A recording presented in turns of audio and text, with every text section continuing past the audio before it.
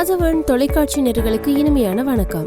இன்று 12ஆம் தேதி செப்டம்பர் மாதம் 2016ஆம் ஆண்டு திங்கட்கிழமை. முதலில் இன்றைய வீரகேசரி பத்திரிகையை பார்க்கலாம். தீர்வு திட்டம் குறித்து பேச்சுக்கள் ஆரம்பம். அரசியலமைப்பு நிர்ணய சபையின் பிரதான வழிநடத்தும் குழு நடவடிக்கை என்பதாக அந்த செய்தி பிரதான தலைப்பு செய்தியாக பிரசுரிக்கப்பட்டுள்ளது. புதிய அரசியலமைப்பை உருவாக்குவதற்காக அரசியலமைப்பு நிர்ணய சபையின் பிரதான வழிநடத்தும் குழுவானது இப்பிரச்சினைக்கான தீர்வினை தயாரிப்பது தொடர்பான நடவடிக்கைகளை கடந்த 7ஆம் தேதி முதல் ஆரம்பித்துள்ளது என்பதாக அந்த செய்தி பிரசுரிக்கப்பட்டுள்ளது. வீரகேசரியின் ஆசிரியர் தலையங்கம் தீர்வு திட்டமும் தலைவர்களின் பொறுப்பும் என்கின்ற தலைப்பில் வெளியாகியுள்ளது. புதிய அரசியலமைப்பினூடாக தேசிய இனப்பிரச்சினைக்கு தீர்வை காண்பதற்கு அரசாங்கத்தினால் முயற்சிகள் மேற்கொள்ளப்பட வேண்டுமென வலியுறுத்தி வருகின்ற நிலையில் அரசாங்கம் இந்த செயற்பாட்டை எவ்வாறு மேற்கொள்ளும் என்பதை மக்கள் எதிர்பார்த்து காத்திருக்கின்றனர். புதிய அரசியலமைப்பை உருவாக்கும் நோக்கில் அரசாங்கம் பிரதான வழிநடத்தல் குழுவையும் அதன் கீழ் 6 உபக்குழுக்களையும் நியமித்துள்ளதுடன் வழிநடத்தல் குழுவே புதிய அரசியலமைப்புக்கான நகல் வடிவத்தை தயாரிக்கும் பணியில் ஈடுபட்டுள்ளது. இந்நிலையில் அரசாங்கம் புரையோடி போயுள்ள தேசிய இன பிரச்சினைக்கு புதிய அரசியலமைப்பின் ஊடாக தீர்வு திட்டத்தை முன்வைக்கும் என்ற நம்பிக்கை மக்கள் மத்தியில் மேலோங்கியுள்ளது. எனினும் தேசிய பிரச்சினைக்கான தீர்வை காணும் செயற்பாட்டில் ஒருவிதமான தாமதம் நிலவுவதாகவும் அவ்வப்போது கரிசனைகள் முன்வைக்கப்படுகின்றன. அது மட்டுமன்றி தேசிய அரசாங்கத்தின் தேசிய இன பிரச்சினை தீர்வுக்கான அணுகுமுறை அல்லது அரசாங்கத்தின் நிலைப்பாடு எவ்வாறு இருக்கும் என்பது குறித்தும் பல்வேறு தெளிவற்ற தன்மைகள் தென்படுகின்றன. இவ்வாறான நிலையில் சனிக்கிழமை நடைபெற்ற ஐக்கிய தேசிய கட்சியின் 70வது சம்மேளனத்தில் கலந்து கொண்டு உரையாற்றிய ஜனாதிபதி மைத்ரிபால சிறிசேன தேசிய பிரச்சினைக்கான தீர்வு தொடர்பில் சில விடயங்களை முன்வைத்திருக்கின்றார் என்பதாக அதனை வலியுறுத்தி இன்றைய ஆசிரியர் தலையங்கம் பிரசுரிக்கப்பட்டுள்ளது. அடுத்ததாக வீரகேசரியின் மலையக பக்கத்தில் வெளியாகிய செய்தியாக தோட்ட தொழிலாளர்கள் நன்மையடையும் மாற்று திட்டங்கள் அவசியமாகும் சிரேஷ்ட விரிவுரையாளர் சந்திரபோஸ் என்பதாக அந்த செய்தி வெளியாகியுள்ளது. வெளியார் உற்பத்தி முறையின் கீழ் தோட்ட தொழிலாளர்கள் குறைந்தளவு வருமானத்தினையே பெற்றுக்கொள்ளும் நிலைமை உருவாகும். இதனை கருத்தில் கொண்டு தொழிலாளர்கள் அதிகளவில் நன்மை பெறக்கூடிய மாற்று நடவடிக்கைகளை மேற்கொள்வது அவசியமாகும் என்று திறந்த பல்கலைக்கழக சிரேஷ்ட விரிவுரையாளர் AS சந்திரபோஸ் தெரிவித்தார் என்பதாக அந்த செய்தி வெளியாகியுள்ளது. அடுத்ததாக தினக்குரல் பத்திரிகையை பார்க்கலாம். இலங்கையில் காணாமல் போனோர் குறித்து வியாழன் அன்று ஆராயப்படும் ஜெனீவா பேரவை அமர்வு நாளை ஆரம்பம் என்பதாக அந்த செய்தி பிரதான தலைப்பு செய்தியாக பிரசுரிக்கப்பட்டுள்ளது. இலங்கையில் இடம்பெற்ற பலவந்தமான காணாமல் போதல்கள் தொடர்பில் ஐநா மனித உரிமைகள் பேரவையின் 33வது அமர்வில் எதிர்வரும் 15ஆம் தேதி விவாதிக்கப்பட உள்ளது.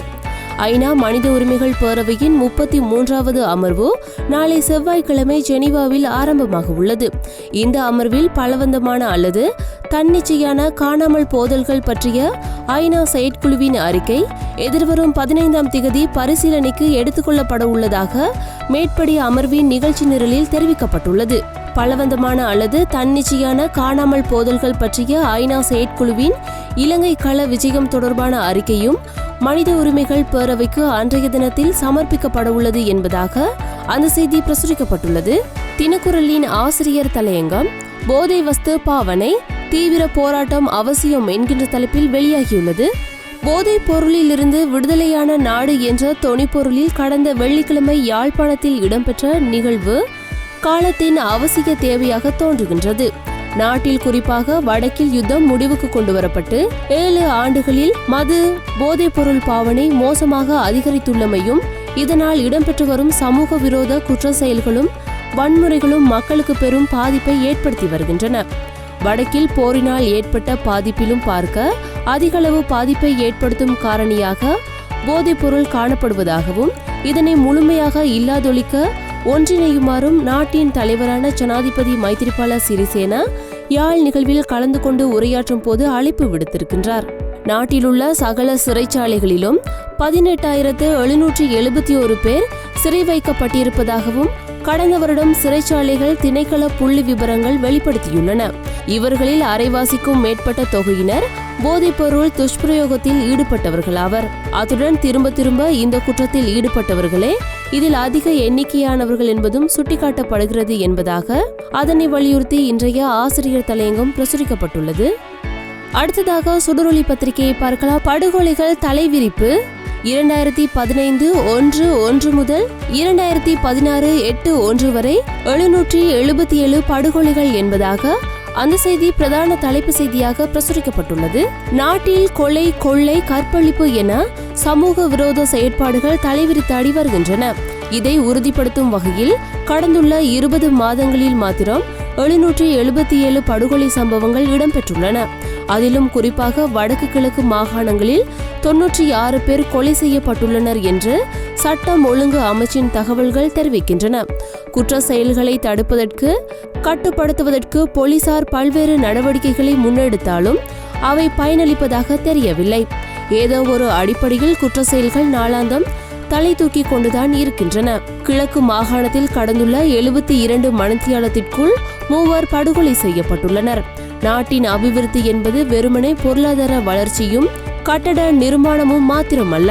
ஒழுக்க விழுமியமுள்ள ஒரு சமூகத்தை கட்டி எழுப்புவதன் ஊடாகவே உண்மையான அபிவிருத்தியை அடைய முடியும் என்பதாக அந்த செய்தி பிரதான தலைப்பு செய்தியாக பிரசுரிக்கப்பட்டுள்ளது. சுடரொளியின் ஆசிரியர் தலையங்கம் சொந்த மண்ணிற்கு செல்லவே முடியாதா என்கின்ற தலைப்பில் வெளியாகியுள்ளது.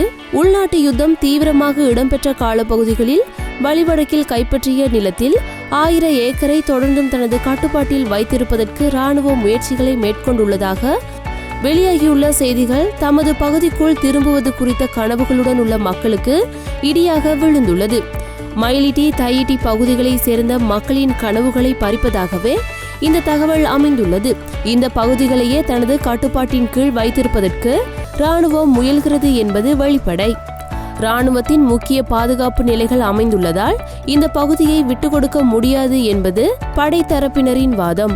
ஆனால் அந்த பகுதியிலிருந்து வெளியேற்றப்பட்ட மக்களின் பெருங்கனவு தனது மண்ணுக்கு திரும்புவது. அது அவர்களது எதிர்கால வாழ்க்கை குறித்த நம்பிக்கையுடன் தொடர்பு பட்டது என்பதாக அதனை வலியுறுத்தி இன்றைய ஆசிரியர் தலையங்கம் பிரசுரிக்கப்பட்டுள்ளது. அடுத்ததாக இன்றைய உதயன் பத்திரிகையை பார்க்கலாம். நல்லிணக்க முயற்சிகள் மெதுவாகவே நகர்கின்றன, சிலோவேனியாவில் தெரிவித்தார் அமைச்சர் மங்கள என்பதாக அந்த செய்தி பிரசுரிக்கப்பட்டுள்ளது. போரின் பின்னரான நல்லிணக்கத்தை எட்டுவதில் அரசு மிக மெதுவாக செயற்பட்டு வருவதாக அயலுறவுத்துறை அமைச்சர் மங்கள சமரவீர தெரிவித்தார்.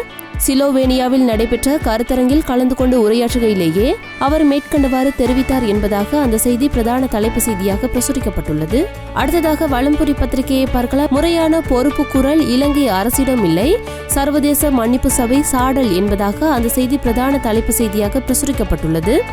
பொறுப்புக்கூறல் நடவடிக்கையின் போது இலங்கை அரசாங்கத்தின் நடவடிக்கைகளில் இருக்கும் வெளிப்படையற்ற தன்மைகள் காரணமாக பாதிக்கப்பட்ட மக்கள் மற்றும் மனித உரிமை செயற்பாட்டாளர்கள் மத்தியில் கடும் அதிருப்தி ஏற்பட்டுள்ளதாக தெரிவித்துள்ள சர்வதேச மன்னிப்பு சபை, போர் குற்றச்சாட்டுகள் மற்றும் மனித உரிமை மீறல்கள் தொடர்பில் முறையான விசாரணை இடம்பெறவில்லை எனவும் சுட்டிக்காட்டியுள்ளது என்பதாக அந்த செய்தி பிரதான தலைப்பு செய்தியாக பிரசுரிக்கப்பட்டுள்ளது. அடுத்ததாக ஆங்கில பத்திரிகையான டெய்லி மிரர் பத்திரிகையை பார்க்கலாம். நட்டத்தில் இயங்கும் அரச நிறுவனங்களை மறுசீரமைப்பதற்கு புதிய சட்டமூலம் ஒன்று உருவாக்கப்படும் என பிரதமர் ரணில் விக்ரமசிங்க தெரிவித்துள்ளார் என்பதாக அந்த செய்தி பிரசுரிக்கப்பட்டுள்ளது. அடுத்ததாக சிங்கள பத்திரிகையான லங்காதீப பத்திரிகையை பார்க்கலாம். கடனற்ற புதிய நாட்டை கட்டி எழுப்புவோம் என ஐக்கிய தேசிய கட்சியின் 70வது சம்மேளனத்தில் பிரதமர் ரணில் விக்ரமசிங்க சூளுரைத்துள்ளார் என்பதாக அந்த செய்தி பிரதான தலைப்பு செய்தியாக பிரசுரிக்கப்பட்டுள்ளது. அடுத்ததாக வீரகேசரியின் இந்திய பக்கத்தில் வெளியாகிய செய்தியாக இன்னும் ஏன் இந்த மர்மம், ஜெயாவிடம் கருணாநிதி கேள்வி என்பதாக அந்த செய்தி வெளியாகியுள்ளது. சுடரொளியின் கேலி சித்திரம். அமெரிக்காவின் இரட்டை கோபுரம் தாக்கப்பட்டு 15 வருடங்கள் பூர்த்தியாகியுள்ளது.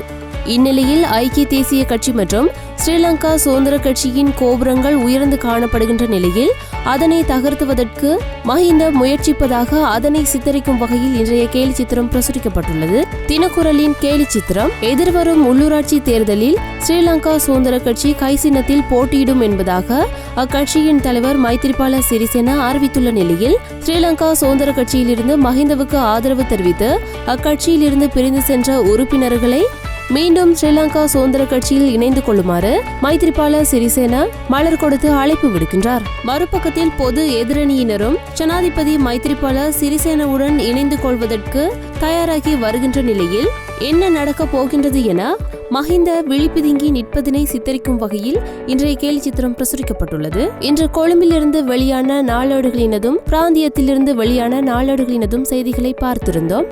மற்றொரு நாளேடுகளில் நமது பார்வை நிகழ்ச்சியினூடாக சந்திக்கும் வரை நன்றி, வணக்கம்.